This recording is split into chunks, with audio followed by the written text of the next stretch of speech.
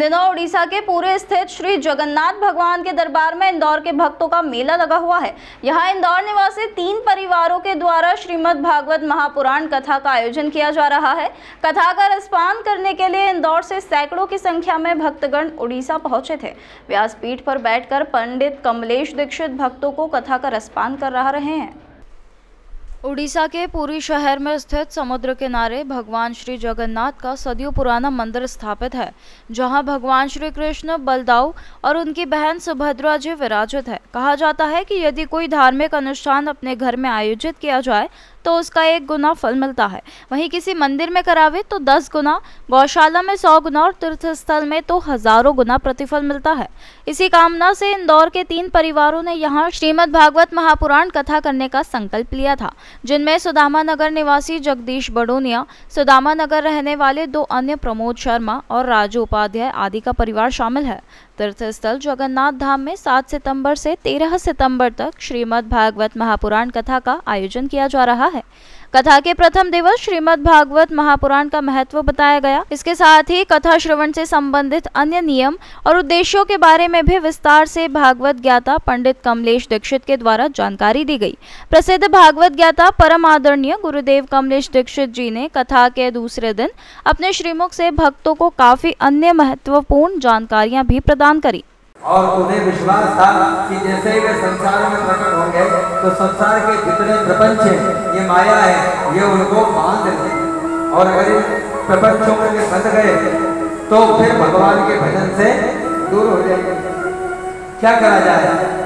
आप इस बंधनों में मत बंधो और जन्म लेने में चल दीजिए। और जब इस तरह की स्थिति बनी तो उनके पीछे श्री सुखदेव जी महाराज के पीछे श्री व्यास जी महाराज, हे पुत्र, हे पुत्र, हे पुत्र, तुम कहाँ चलती है, तुम कहाँ चलती है, तुम कहाँ चलती है।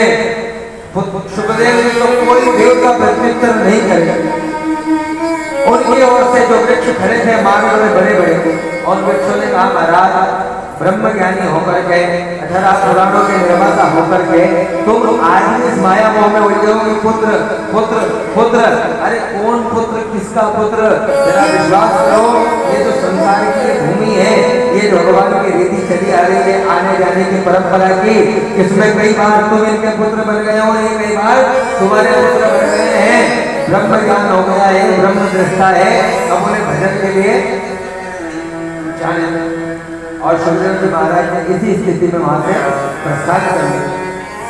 सुखदेव जी महाराज के जन्म की कथा है कि शिव पार्वती बड़े प्रेम से अपने कैलाश पर रहते थे और एक दिन ऐसा नारद जी के मन में भाव आया कि सारे देवताओं के और देवियों के कुछ न कुछ तू में होती, झगड़े होते हैं, पर शिवजी महाराज के जीवन में कभी मैंने प्रेम के अलावा कोई झगड़ा देखा ही नहीं। क्या करूं? कुछ ऐसा करूं कि इनके बीच में भी कभी बहस का मौका देखने का मुझे मिल जाए। और ऐसा मन में वे विचार करके कैलाश पर गए और योग संयोग की बात थी कि उस दिन भोलेनाथ कैलाश पर्वत पर नहीं थे। अब जब भोलेनाथ नहीं दिखे तो नारद जी को ऐसा लगा कि आज मेरा काम और आसान हो गया, आज मैं और अच्छे से अपने कार्य को कर सकता हूँ। प्रणाम किया माता पार्वती को और निवेदन करने लगे, आज बाबा दिखाई नहीं दे रहे, कहाँ चले गए? मैया ने कहा मुझे जानकारी नहीं है कहाँ चले गए। नारद जी ने कहा ऐसे कैसे जानकारी नहीं है? ऐसा कोई पति नहीं है संसार में जो बिना परमिशन के और बिना जानकारी के अपने घर से बाहर हो जाए। क्यों? तो जानकारी तो देनी पड़ती है होम मिनिस्टर को कि मैं अमुक अमुक जगह पर जा रहा हूँ। आपको बाबा मतलब प्रेम नहीं करते इसलिए शायद आपके पास जानकारी नहीं है मैया। पार्वती जी ने कहा ऐसा बिल्कुल भी नहीं है नारद, वो बहुत प्रेम करते हैं मुझसे और इसी के कारण ही हमारे जीवन में इस संसार के सबसे बड़ी पूंजी क्या? आप ही बताओ पंडित जी, हमको मालूम है दीदी आते क्या घर ही कहीं नहीं तो कैसा। सबसे बड़ी पूंजी है प्रेम। अगर प्रेम नहीं है तो सारी पूंजियां फेल है। अनुभव कर लेना, जिस परिवार में प्रेम है उस परिवार में अगर कुछ नहीं भी है तो वहाँ सब कुछ है, और जहाँ प्रेम नहीं है वहाँ सब कुछ है तो भी कुछ। एक फोन में हम सब यहाँ खड़े होकर के एक परिवार बन करके कहीं ना कहीं आप सबका प्रेम और विश्वास के दास पर होगा कि एक एक फोन कहीं लगे होंगे और सबने अनुमति दे दी। बाबा से कहा, पार्वती जी ने बोले अपार प्रेम हमारे गृहस्थ में कभी झगड़े नहीं होते हैं। नारद जी ने कहा भैया अगर आपसे प्रेम होता बाबा को तो आपसे कोई बात बाबा छिपाते नहीं। पार्वती ने कहा क्या कहना चाहते हो? नारद जी कहने लगे अच्छा बताओ, आपको सब बातें बताते हैं? बाबा बोले हाँ बिल्कुल सारी जानकारी मेरे पास है। अच्छा तो बोले एक बात बताओ, आपके गले में जो ये मुंडों की माला है, बाबा जो अपने गलों में मुंडों की माला धारण करते हैं वो क्यों धारण करते हैं? अब पार्वती विस्मय में डूब गई। पार्वती को लगा कि ये बात तो आज तक मुझे जानकारी में आज तक नहीं थी बाबा। और नारद जी ने कहा कि माता अब मैं चलता हूँ, अगर उत्तर मिले तो जवाब जरूर देना। मैं जवाब की प्रतीक्षा करूंगा, बस अपना काम किया और प्रस्थान करेंगे।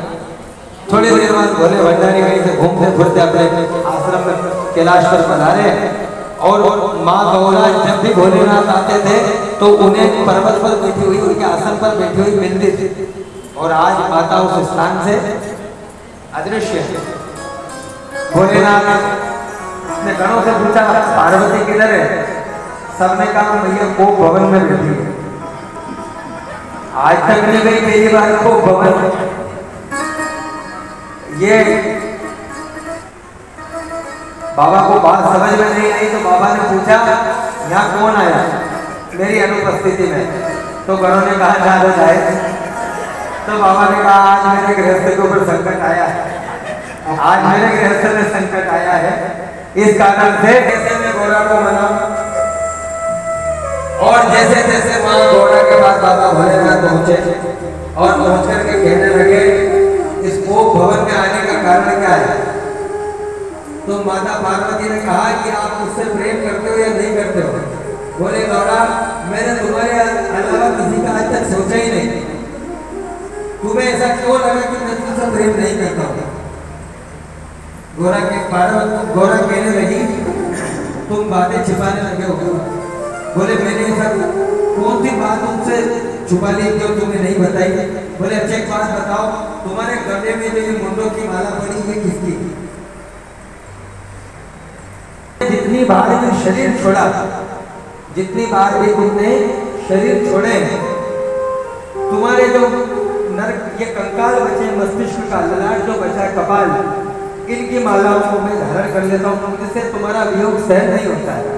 ये जो तुम्हारे मुंड है ये सारा शरीर जल जाता है, लेकिन ये कपाल हमारा शेष रह जाता है। फिर वो घी के लोटे में घी भर करके बांस उसमें घी डाल करके उसको फोड़ने का प्रयास किया जाता है, कपाल क्रिया। वो फूटते नहीं है तो उन कपालों को, उन कंकालों को मैं गले में धारण कर लेता हूँ। पार्वती का और मुंह बड़ा हो गया। अच्छा बार बार नहीं मरी, तुम नहीं मरे कभी? मैं मरी बार बार, तुम कभी नहीं मरे? बाबा ने कहा मैं नहीं मरा। बोले ऐसे कैसे? ऐसा कैसे? तो बाबा ने कहा मैंने अमर कथा सुन रखी है। तो बोले मुझे क्यों नहीं सुनाया? अब तो अमर कथा सुन करके ही रहूंगी। और जैसे ही माता की जिद पकड़ी, फिर आप जानते हो जिद के बाद क्या होता है। फिर चाहे आदमी बिक जाए, मर जाए, ऊपर से नीचे कूद जाए, तो भी जिद उस जो स्त्री की है उसको पूरी करना पड़ती है। राजहट, बालहट और क्रियाहट ये प्रसिद्ध है। अब उपाध्याय जी कुछ पूछने वाला। बाबा ने कहा ठीक है तुम्हारी इच्छा है तो मैं तुम्हें लेकर के चलता हूँ। मैं यहाँ तुम्हें अमर कथा नहीं सुना सकता क्योंकि जो सुनेगा वो अमर हो जाएगा। बोले कहाँ चले? तो बाबा कैलाश से ऊपर चले और एक सुंदर स्थान को देख करके दोनों ने आसन लगाया। बाबा ने जोर से डमरू का नाद किया। जितने पशु पक्षी उस स्थान पे थे वे सब चले गए। एक अंडा शेष रह गया शुक पक्षिणी का, मैना का। और बाबा ने अपनी कथा प्रारंभ कर दी। कथा प्रारंभ करने के बाद 9वें स्कंद में माता को नींद आ गई। उस कथा के प्रभाव से उस अंडे से बच्चा निकल आया। और कथा इतनी रसीली थी, बाबा ने कहा कि जब मैं कथा सुनाऊं तो हुंकार की ध्वनि करते रहना, ताकि मुझे जानकारी मिले कि तुम कथा सुन रही हो। मालूम पड़े मैं तो कथा सुना रहा हूँ और तुम्हारा आया झूलेलाल शुरू हो गया, तो मालूम पड़े कथा और कोई सुन ले और मैं कथा सुनाने में आगे बंद कर लेता हूँ, तो मुझे ध्यान नहीं रहेगा कि कौन सुन रहा है कौन नहीं सुन रहा है। तो पार्वती ने स्वीकृति दी कि मैं हुंकार शब्द करती रही। जैसे कोई कथा सुनाते ना करते ना, ऐसे हुंकार शब्द माता करती रही। और 9वें स्कंद में जब वंशों का वर्णन आया तब माता को नींद आ गई। नींद आ गई, अब हुंकार शब्द बंद होने लगे। तो जो तोता था जो अंडे में से निकल आया था, विचार किया कि अगर हुंकार शब्द बाबा नहीं सुनेंगे तो कथा यही पूर्ण हो जाएगी, बाबा कथा नहीं सुनाएंगे। तो हुंकार की ध्वनि वो तोता करने लगा। बाबा ने पूरी कथा सुनाई और जब आँख खुली तो देखा पार्वती सोई। आँख से हिला करके कहा कब से नींद में हो? कहने लगे मैं वो 9वें स्कंद में वंशों का वर्णन तुम कर रहे थे तब मुझे नींद आ गई। तो ये हुंकार की ध्वनि कहाँ से आ रही थी? और देखा चारों ओर तो वो तोते का पक्षी, वो तोता उस कथा को सुना था। बाबा ने कहा तुमने धोखे से इस कथा का रसपान किया, मैं तुम्हें जीवित नहीं छोड़ूंगा। अपने त्रिशूल को आज्ञा दी, त्रिशूल मारने के लिए चला और आगे आगे वो शुक पक्षी और पीछे त्रिशूल जा रहा है। अंत में शुक पक्षी को लगा उड़ते उड़ते उड़ते बद्रिका आश्रम के पास ऊपर सम्यपराश नाम के आश्रम में जो वेदव्यास जी महाराज का आश्रम था, वहाँ मध्याह्न में उनकी पत्नी अरणी देवी भोजन के बाद दवाई ले रही थी उबासी, और मुख जैसे ही खोला तो वो प्रविष्ट हो गया। अब त्रिशूल अगर उस तोते को मारने जाए तो साथ में अरणी माता को भी उसे मारना पड़े। त्रिशूल वही नतमस्तक होकर। यदि आप भी अपने घर बैठे इस कथा के सहभागी बनना चाहते हैं तो आपके लिए इस कथा का जगन्नाथपुरी से सीधा लाइव प्रसारण दोपहर न्यूज़ चैनल पर किया जाएगा।